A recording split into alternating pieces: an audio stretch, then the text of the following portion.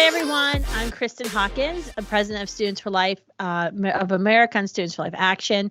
This is actually a live episode of my Explicitly Pro-Life podcast that we thought, instead of just putting it on the podcast platforms, and by the way, you should be subscribing Explicitly Pro-Life. You can subscribe anywhere you get your podcasts.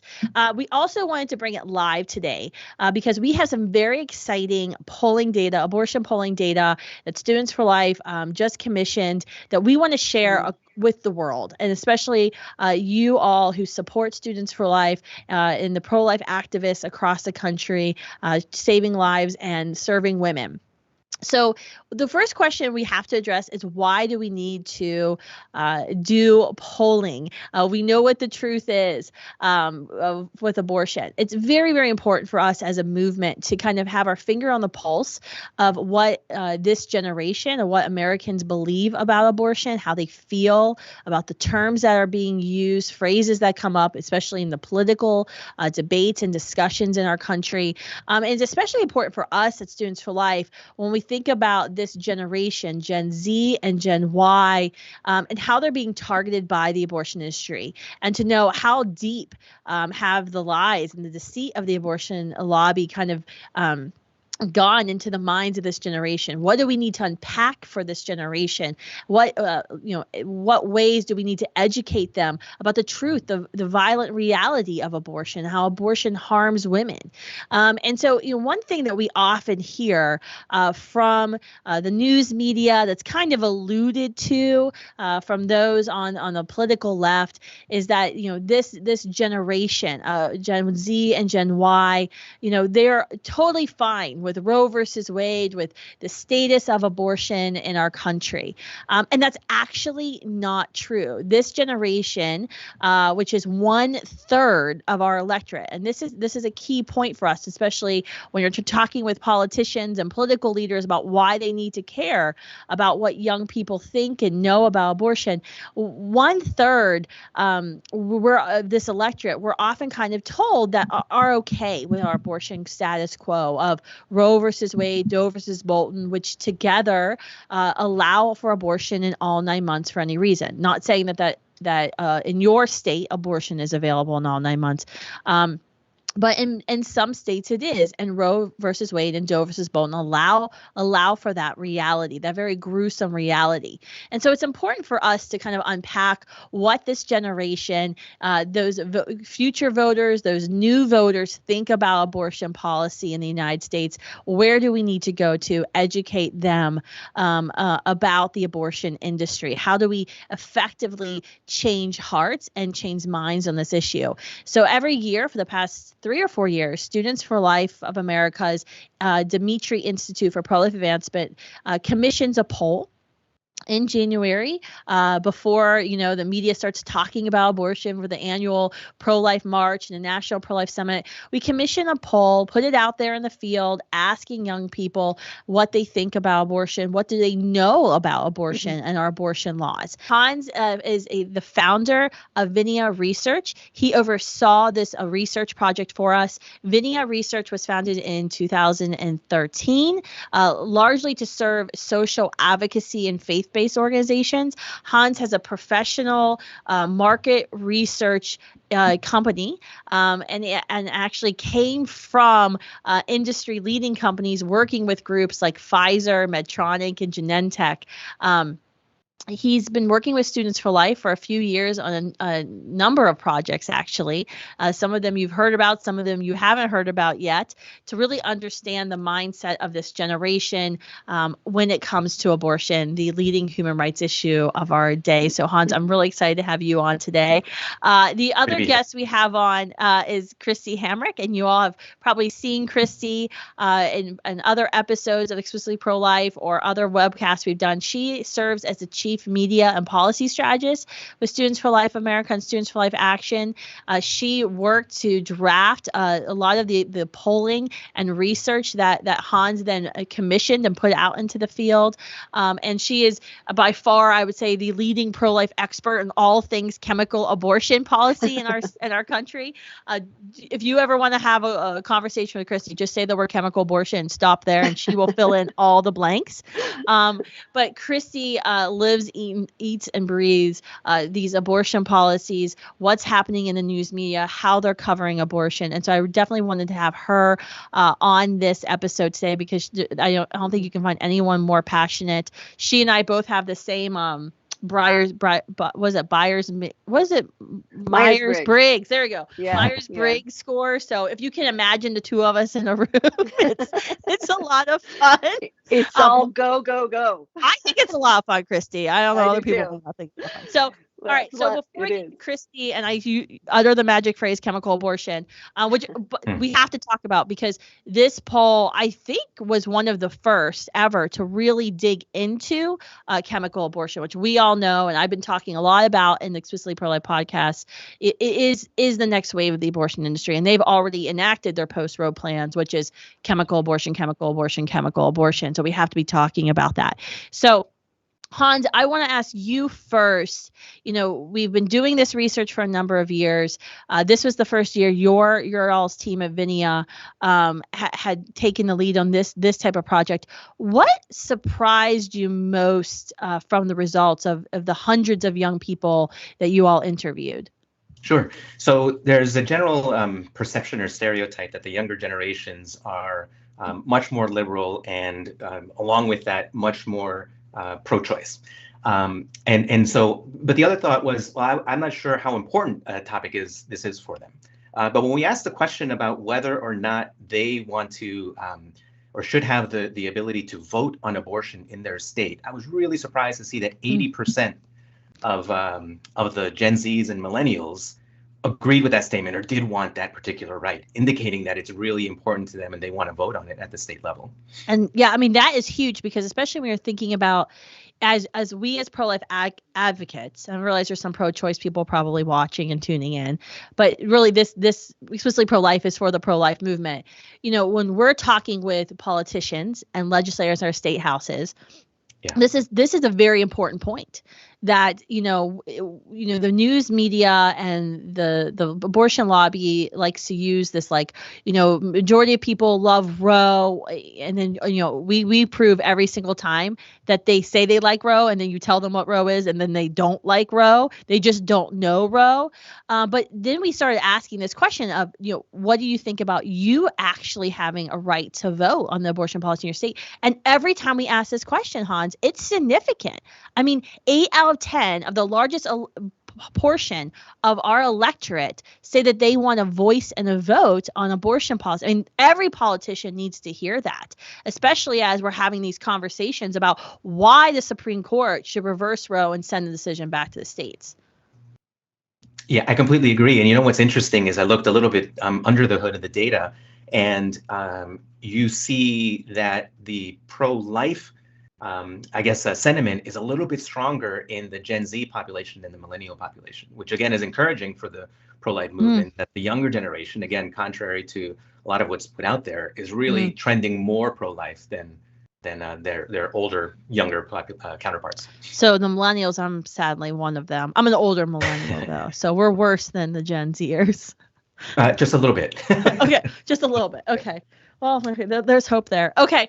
What else? Was there anything else that stuck out to you? I mean, this poll, I guess, to back up, and maybe I should have gone over, how many people did we interview? And then were they majority Republican and conservatives? So about 911, a little bit over 900 were surveyed. And when you look at, so this population tended to be a little bit left of center. Compared to last year's poll, which tended to be a little bit right of center.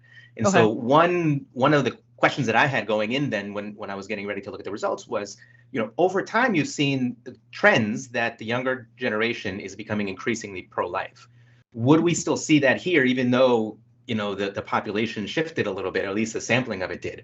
And even though we were a little bit slightly left of center, the pro-life trends continued, right? So more people are pro, exactly, in terms of. So that means my polling numbers would have been better if we would have polled the same demographic we polled last year that tended to be, seemed more right. That's a very good sign. I think sometimes when I speak with supporters or I'm giving a speech in front of older folks who aren't millennials or Gen Z, and I'll say, we're the pro-life generation, and there's a lot of like doubting Thomases, and they're like, no, how can this be? They're so liberal. They're, doing all of these things, and they vote for all these people that I hate. But it really is even. And we talk about why that is. It's because they see abortion as fundamentally a human rights issue. I do think it's interesting too. You brought up with the voice and the vote, them having one vote. We've actually saw an increase this year. So like from last year when we did the panel skewed more right. This year's panel skewed more left. Even with that, we saw an increase of the young people saying they wanted a vote on abortion policy in their state. I mean, Correct. That's across the board, regardless of your point of view on abortion, they all want it. I mean, 80%. That's crazy. All right, so let's go through some other the big picture kind of findings. So 8 out of 10 wanted a vote on abortion policy. That's up from 66%, last year. Interesting. It said, I think one of the top line results you all found was 3 out of 4 wanted more limits with abortion. Correct. And so it's not just, the extreme positions were ban abortion, not extreme, right? But the on the spectrum, right? On the one extreme, you had people who said no abortion, no matter what. And on the other hand, it's abortion whenever and for whatever reason. But then the nuance is in the middle, right? When you consider, well, what about in this case, like, an exception? I would support abortion if there were an exception for, danger to the life of the mother, rape, incest. 4 out of the 10 said they favored no abortion at all or abortion only in cases of rape, incest, or to save the life of a mother. 4 out of 10. Correct. Okay. Another key point I saw that was interesting, and I'm always thinking about, trying to convince political leaders to actually do and fulfill their promises. I thought, we got to get this up to Capitol Hill. 54% said they supported common sense Hyde Amendment protections on legislation, meaning no taxpayer funding of abortions. And that's something that's common sense, but sadly, the Democratic National Committee actually is now opposed to that. That's like not even in their platform. Their platform calls for taxpayer funded abortions, and all of these pieces of legislation that we're seeing being introduced in the Democratic controlled House of Representatives now don't even include the Hyde Amendment, which, historically, even Barack Obama was supported the Hyde Amendment. Even, Senator Joe Biden, spoke openly his support for the Hyde Amendment before he wanted to run for president, needed Planned Parenthood's money. So I think that's a significant thing. The other thing, Hans, I don't know if you've ever done research on this, but but I thought it was very interesting was heartbeat and how much a heartbeat matters, because there's a lot of talk about, obviously the Texas heartbeat law, which is saving 138 lives every single day. Thank God.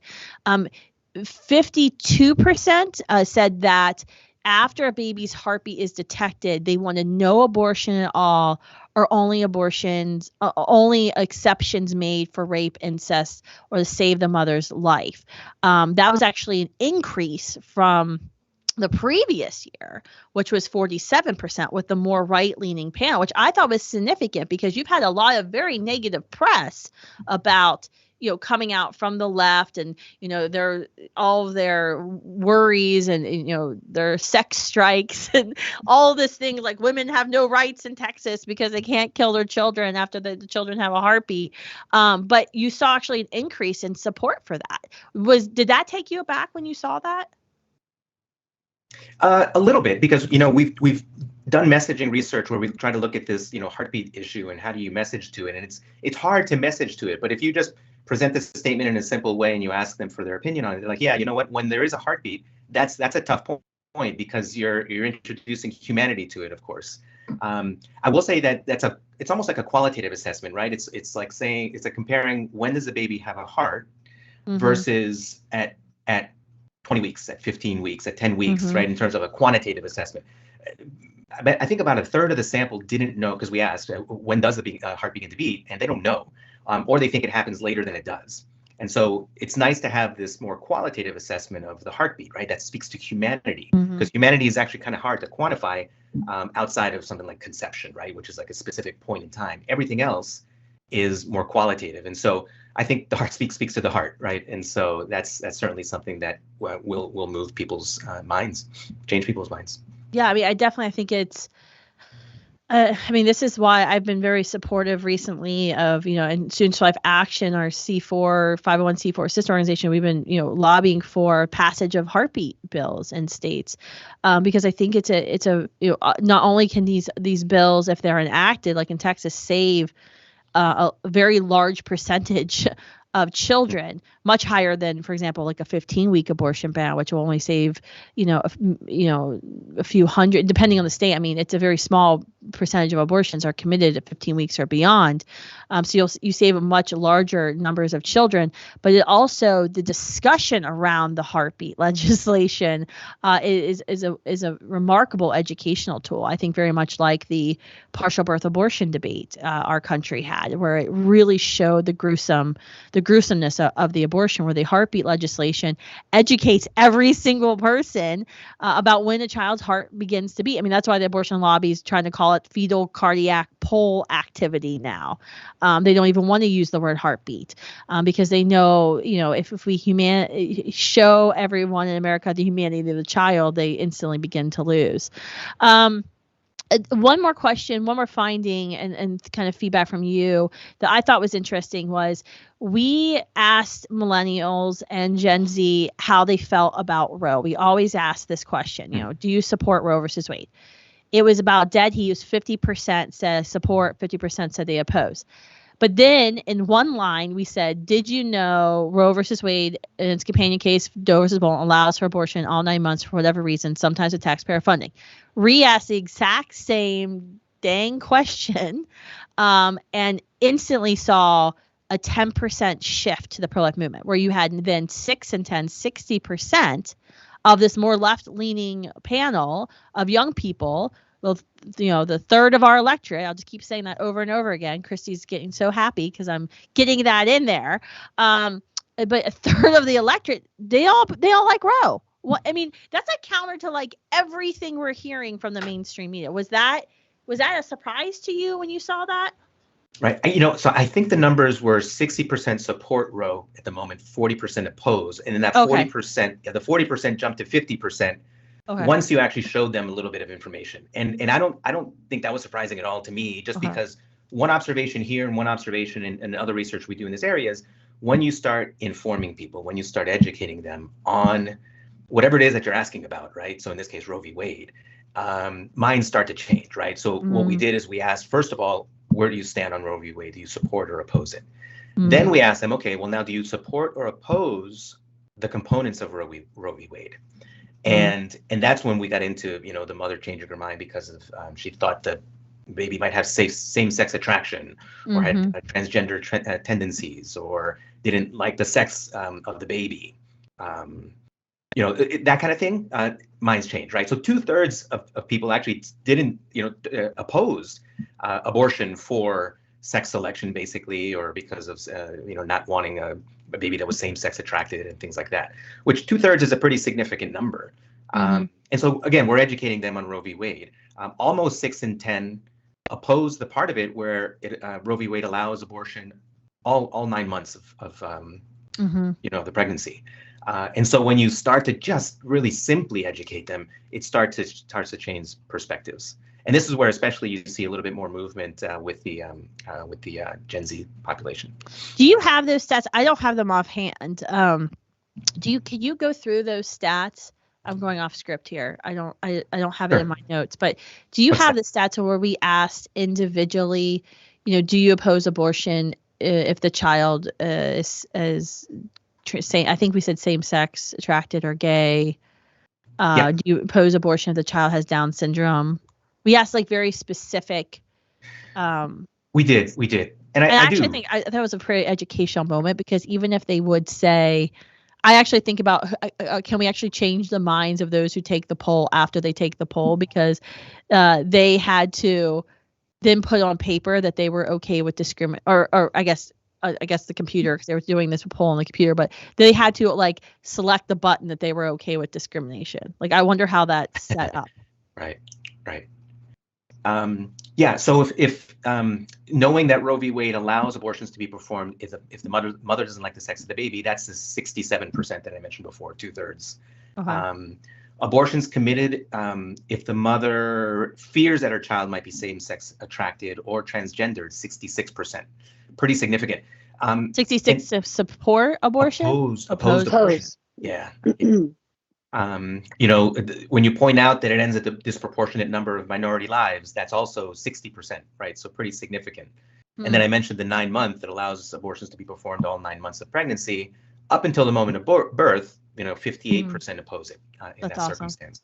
I mean, that's great to see that. I mean, that's pretty sweeping. And in terms of like political polling, that's very good to see. Obviously, I wonder like who the hell these other 40% of people are. We have to talk to them urgently. Yeah. But that's a very good number, especially when you think about how fundamentally different the worldview, the political opinions of this generation are, especially Gen Z, when it comes to other issues. But I think that I just think about the people that took that poll who then we're doing the poll and we're like, oh my gosh, abortion is discriminatory. It is discriminating against certain human beings. Christy, I want to bring you in. Before I bring you in, if you all want to see the actual one-pager, the write-up of the poll, you can go to instituteforprolifeadvancement.com. It's right there. It's like the last white paper we have done. So you can kind of see and get in all the weeds from what Hans and his team at Vinea did with all of the analysis. So instituteforprolifeadvancement.com. So Christy, let's bring you into this discussion. I know you're itching. Let's talk about chemical abortion. Exactly. That you're like, yes. We added in a ton of questions. Like I said, I think this is one of the first kind of national polls to ask so many detailed questions with those directly targeted by the abortion industry on chemical abortion. Can you go over some of your best, takeaways that you read and were very excited about or concerned about? Exactly.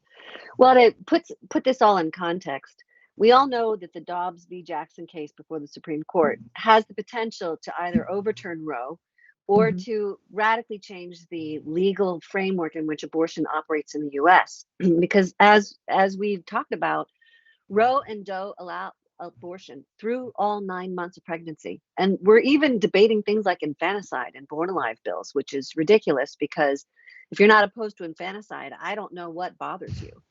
I know. So we look at this. I don't want you around my children ever. I know. What I have a real concern for your moral code. But what the corporate abortion has done in light of changes that we know are coming is they started agitating for a drop in all health and safety standards related to chemical abortion pills. And a lot of people don't know that right now, 54% of all abortions are committed with chemical abortion pills by 9 weeks. They're more than 40% of abortions overall. They want to drug your baby to death, basically. And what they have pivoted to as a business model is death by mail. No test, online distribution of chemical abortion pills. And why that matters is this. These pills can cause women injury, infertility, and death. And I just have to say that again. Chemical abortion pills, these pills kill. They can cause women injury, infertility, and death. Memorize that line. Exactly. And the main reasons why is because if you are later in pregnancy, or if you have an ectopic pregnancy where the pregnancy went, for example, in a fallopian tube and not your womb, and you take these pills, you can die. If you are Rh negative, and 15% of women in America are, including me, when there's an exchange of blood in pregnancy, by birth, by miscarriage, or by abortion, a woman needs to be treated in about 24 hours with a shot called Rogam, or antibodies will form that will attack a future baby. I've had tons of these shots, and 4 children, and very happy to have them, both the shots and the children. But that's how you preserve your fertility. So chemical abortion, they don't want to deal with any of that. They don't care if you're infertile. And in fact, the corporate abortion published a whole paper, a whole study saying, well, we don't have to test for Rh negative status because nobody makes us. And maybe women want to be sterilized, which I find the most ridiculous statement ever. But what we did in our poll, which is groundbreaking, and I want to stop and give Kristen full credit for this. Students for Life started identifying chemical abortion as the front lines of the abortion wars in California, where they were working for 3 different sessions to get chemical abortion pills distributed online and on campuses. We fought that. And they said at the time that they were going to roll chemical abortion out as a beta test across the country, and we have been ready. But we've been writing about it, talking about it, researching it. And so again, Students for Life really is the first to identify this in polling as the forefront of where it's going. And just to let you know the kind of people that Joe Biden has surrounded himself with, his head of HHS, Health and Human Services, is an attorney who has sued healthcare providers to force them to drop health and safety standards. The guy that he has nominated, Dr. Robert Califf, to head the FDA, where we're supposed to have safety, oversaw a reduced health and safety standards the last time he got there. So I guess it's okay if women die because, well, someone's going to die. So if it's the baby and the woman, well, whatever, death is our business. It's shocking, the people who are in charge. So what we wanted to do in the poll is really break out a reaction of people to the separate harms of abortion, of chemical abortion pills. So we found that more than 6 in 10 oppose no test online distribution of chemical abortion pills. And that's really important. Which is really important because the FDA just basically is now allowing that as of December, 21st? Yes, as of middle of December, they are allowing no test online distribution without any health and safety standards online. And here's the thing. So they say, well, it's not that big a deal because not that many women will die. But last I checked, a lot more of us are wearing masks than are going to die of COVID. Last I checked, a lot more of us use seatbelts than are ever going to die in a traffic accident. So the FDA's sudden disinterest in health and safety, if not a lot of people will die, is A, ridiculous, and B, not even accurate because they're not tracking the data. So more than 6 in 10, they oppose this no test online distribution. More than 6 in 10 supported requirements for screening for blood type and treating Rh negative women so that they wouldn't be sterilized. 53% opposed selling chemical abortions without exam, and 62% supported follow-up exams. Because the thing is, and that means that equals an ultrasound. I mean, many of us have had an ultrasound. It's no big deal. So it's an ultrasound before to see where's the baby implanted and how far along are you in pregnancy, and an ultrasound after to see are there human remains still inside, because sepsis and infection is a cause of death. It's crazy. We found even 6 in 10 supported adult engagement laws because we shouldn't abandon a minor girl to the care of her sexual abuser and an abortion sales team. Which I actually found, just stop you there, I found that to be significant because you're thinking about, this wasn't just a poll of like old people or, you know, old people like Kristen, who's 36 and has kids. This was a poll of young people who are, 18, 20 years old, who are in college, who are those most targeted by the abortion industry. I found that really interesting because I thought that number would be a lot lower in support because they, a lot of these young people had been there at one point. Exactly. What's really funny is even if you're for abortion, and none of us on this call are, that's not an argument for selling chemical abortion pills in this way. And that's what's so offensive about the fact that our so-called healthcare system, HHS, FDA, and Joe Biden, who's picking these people, are going to push these pills in ways that kill people. And let's look, another thing I thought was interesting, and we polled on this point for a couple of years, Kristen, is the fact that this is the sex trafficker and sexual abuser's drug of choice. There's plenty of anecdotal stories out there of the guy that got the pills, slipped them into his girlfriend's food, or gave them to a child who he was molesting. 65% support in-person legislation, in-person distribution of the pills to ensure that a girl is not being coerced and that it's not a 50-year-old abuser who goes online and says, I'm an 18-year-old girl, and then takes those drugs and gives them to somebody, because there's no guidelines here. You can go online and lie and get these pills and hand them out, and don't think people don't know that already. It's crazy. And one of the 8 in 10 who wanted to vote on abortion policy was a huge number for us. But this next one was great, where you had About 7 in 10 millennials and Gen Z, 1/3 of the electorate, as Kristen said, one of my new favorite numbers, say that they would support politicians who defend health and safety standards, which is great because right now, Students for Life Action has legislation doing just that all over the country. Yeah, So that's this I mean, math is coming to a state this near is you. another one of those talking points to go to politicians. I mean, we talk about, you know, the real nature of politics. Even if you've got great leaders who've, you know, defended life and spoken out against abortion in the campaign or the debate stage, it doesn't mean they're going to do jack when they get into office, because no politician does anything unless pushed and shoved there. And so, I mean, right. that this poll is this perfect. These are some perfect talking points for you all to know when you're going to meet with these legislators of like, this is a winning issue. Yes, you're going to get flack when you take up a bill, introduce a bill, vote for a bill that bans the sale and distribution or the online sale, at the very least, the online sale of chemical abortion in your state. But this is actually a winning issue, contrary to what the mainstream media wants you to believe. And so use this. Like, don't just absorb this and be like, oh, yeah, I'm on the right side. And the trends, like, yes, make it feel good about yourself, but use this polling information. The reason we're giving it out freely and we're marketing it, we're doing this live episode of Explicitly Pro-Life podcast is because I guess enough of you don't subscribe to my podcast in the first place. Make sure you subscribe wherever you get your podcasts. But second, use this in your advocacy to help us get further down the line to where we want to be in the pro-life movement and where our goal is, which is abortion unavailable, unthinkable, protection at conception. Hans, let's bring you into this because I could hear Christy talk all day about chemical abortion. It's fascinating and extremely important. But Hans, did you take away any findings on chemical abortion, or did something kind of stick out to you that you didn't know you thought was interesting?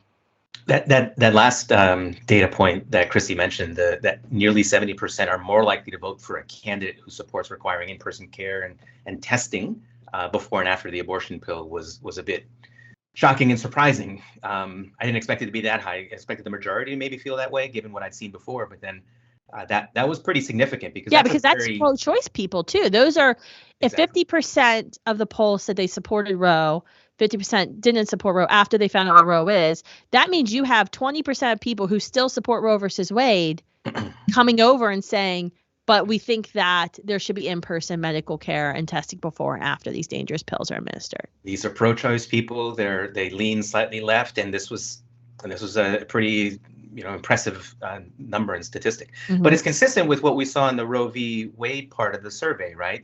When you provide some education, when you ask them, or show them some information, you're informing them, and they're making more informed decisions, and therefore landing on the right side, as it were. You know, one of the things I thought was interesting, Kristen, is we all see these Hollywood stars and singers play out their lives in the public sphere, and they shout their abortion and they talk about it. And then what's interesting is then 5-10 years later, then they're doing all this media on the infertility treatments that they're receiving or their struggle with miscarriages. And I asked directly to our audience, women need to understand that you are damaging your ability to have kids through the way that abortion is done in America. Are you Rh negative and you're finding that you're having a lot of miscarriages? That's a serious problem. And then there's the fact that abortion really can damage your body and lead to preterm birth, which is the #1 cause of infant death in the US and around the world.